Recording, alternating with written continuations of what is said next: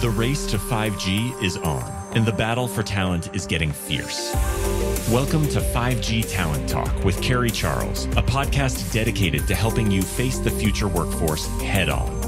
Navigate this challenging talent landscape with innovative strategies to attract, retain, and engage people in this new world of work.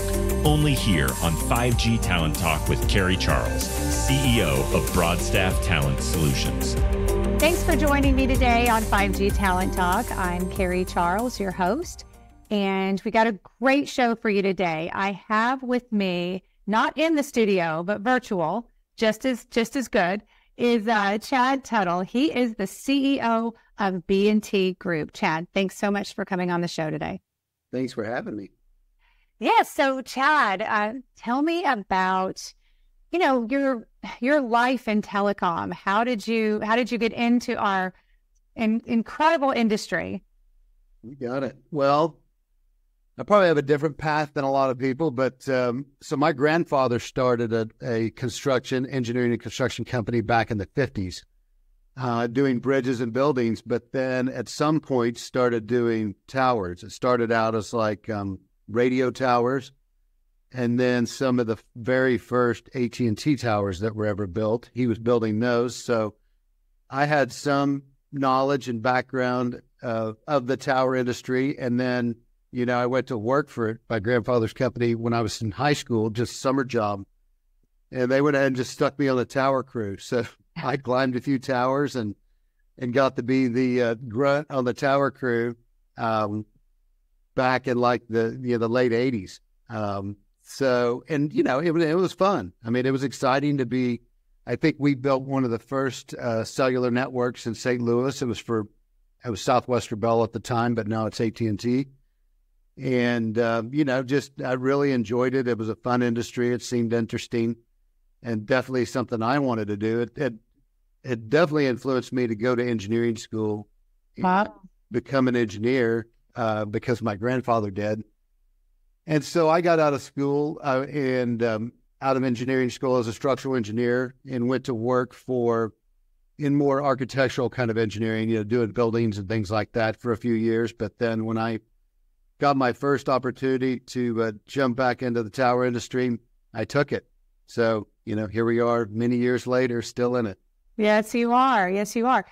Tell me the B&T story. Yeah. Why it was founded, your why, your services, your customers, all markets, everything. Okay. I worked at a big architectural firm, as I mentioned, and met a lot of people. So when I left there, I went to work for a tower company. There was a construction company, and this was in the mid 90s. And I started doing some engineering work there. But a few years later, one of my colleagues that I had met at my first job called me, and he was working for a tower manufacturer, and he was like, hey, they call up here and they keep wanting them to analyze existing towers. And my boss is like, we don't analyze towers, we design new towers. So this is like at the very first of when co-location started happening. And so he was like, hey, you think we could pick up some work doing that? So we set up a business, an S Corp, and started doing it, moonlighting. We both had day jobs, and we started picking up some engineering jobs at night. And that was in 2000. And by 2002, it became my full-time job. And then Dinesh Bhatt, my partner, came on shortly after as a full-time job. And, I guess the rest is history. I mean, it was just the two of us for a little bit, just doing structural engineering.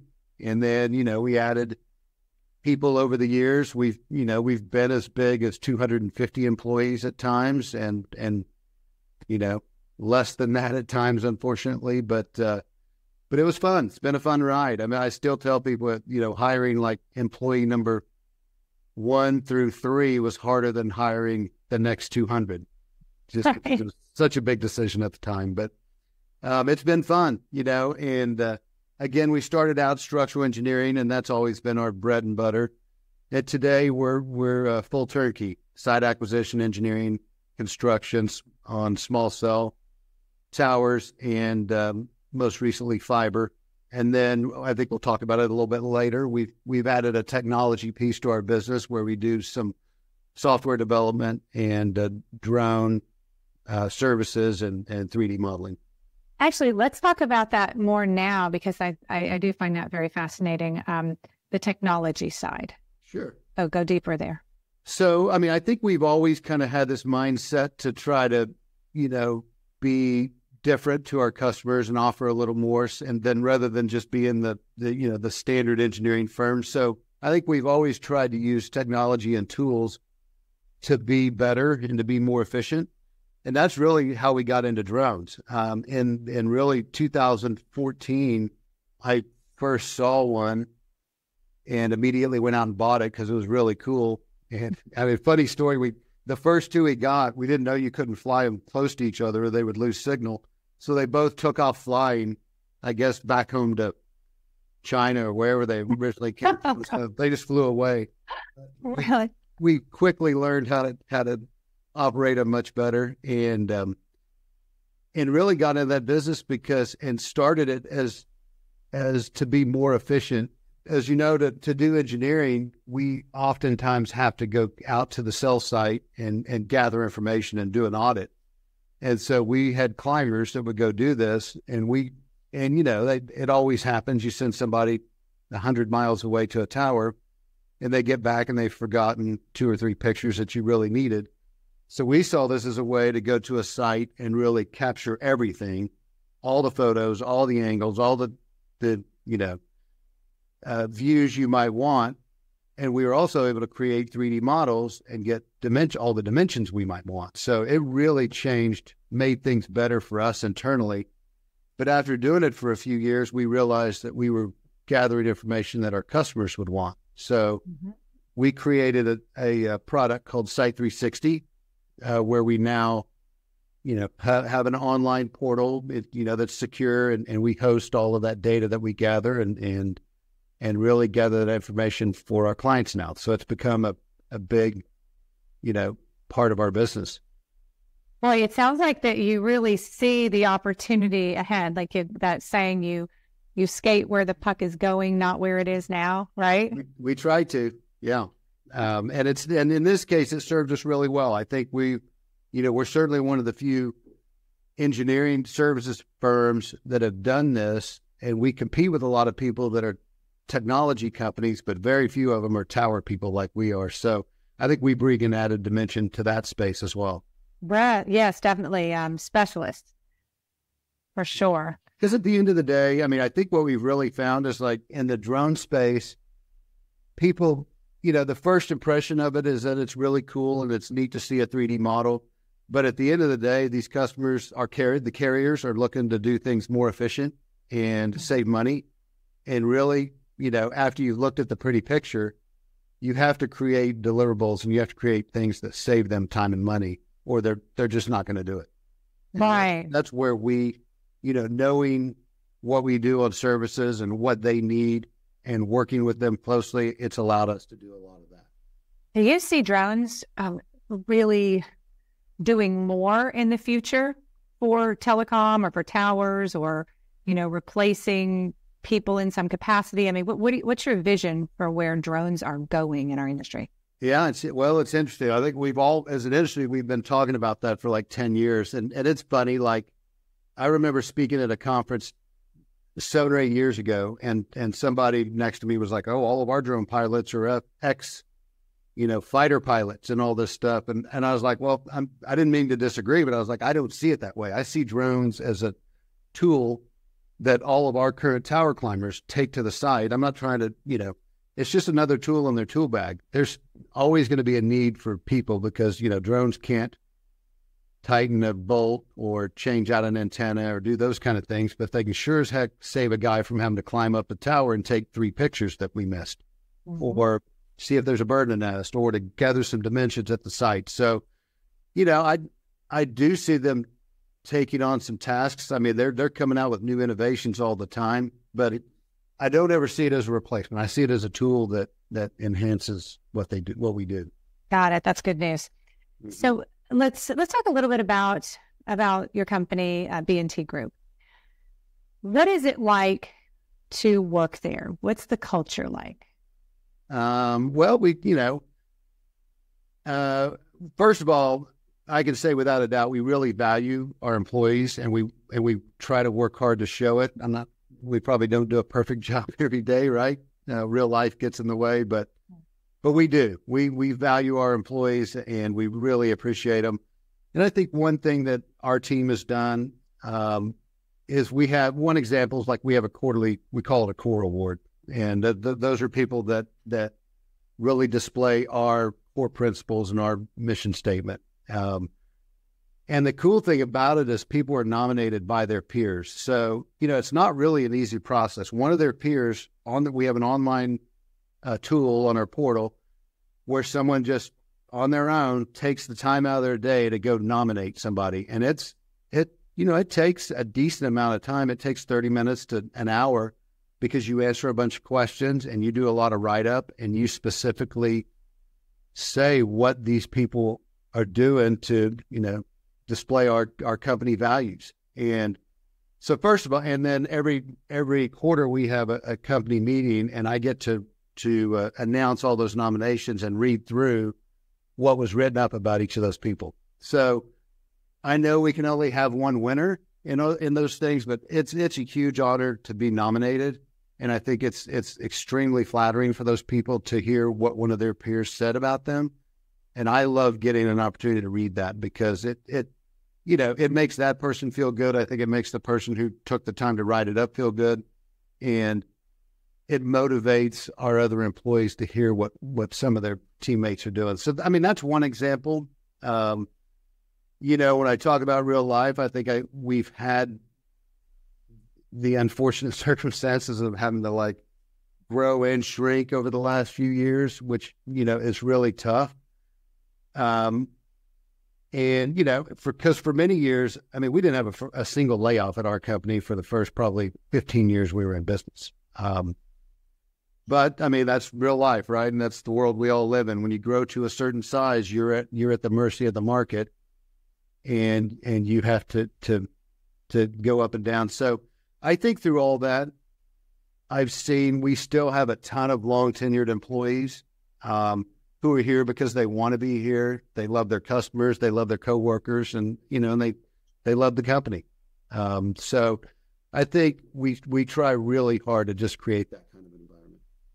And Chad, thank you for your transparency because we're all feeling it. We are.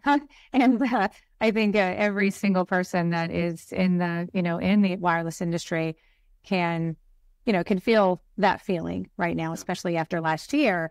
So, but obviously we're all resilient and, excited about the future.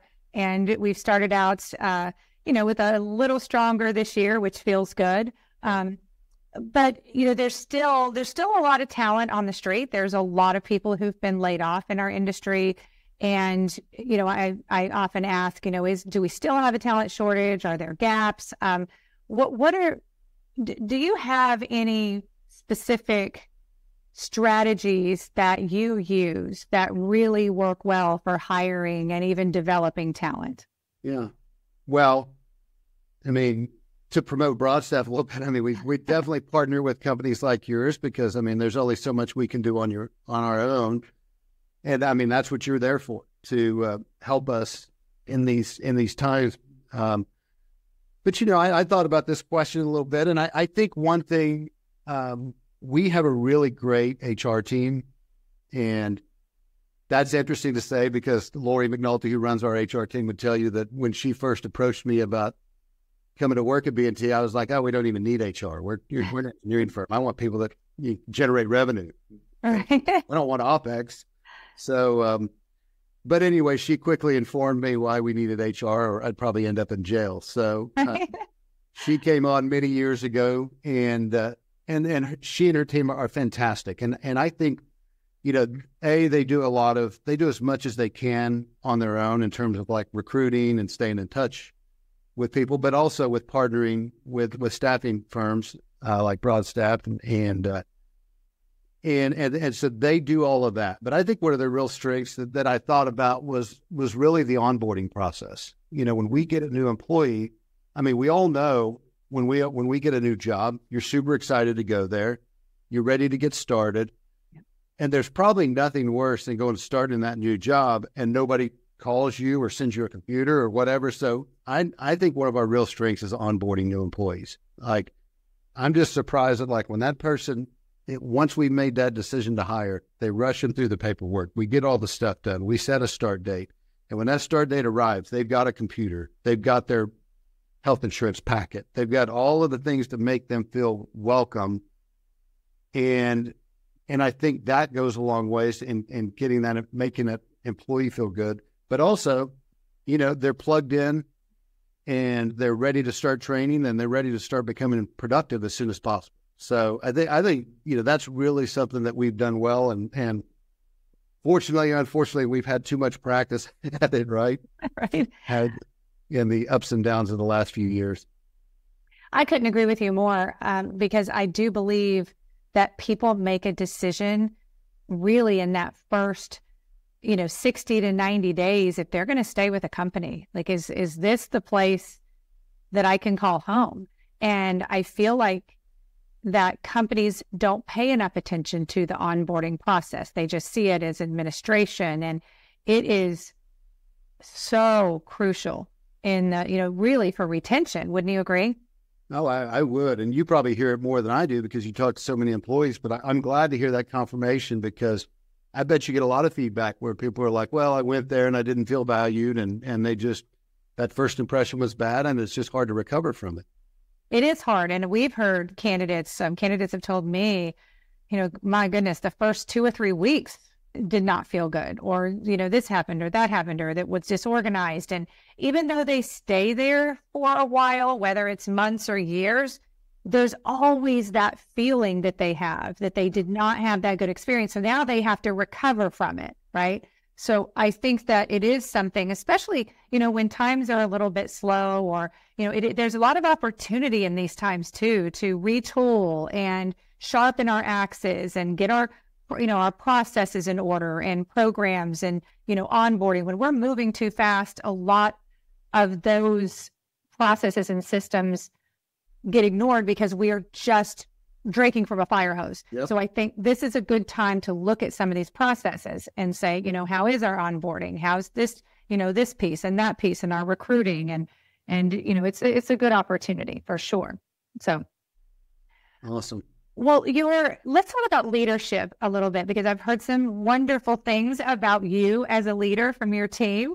And also, I know that people on our team have known you for a really long time, Chad. So what is your approach to leadership and, some guidelines that, your North Stars? Yeah. Well, thank you for saying that. I do think a lot of people in our company, will follow me and like me and respect me. But I really think it's because I respect and value every employee in our company. And that's not just lip service. And it probably comes from my upbringing. Like I said, I started out in this industry. I was the low man on the totem pole on a tower crew. And learned how valuable that was. And I got to see how my grandfather ran his company and how people respected him. And I think the big takeaway that I had from that is that I respect every single person in our company exactly the same. Because we started this company from scratch, I realized every single one of these jobs is just as important as the other.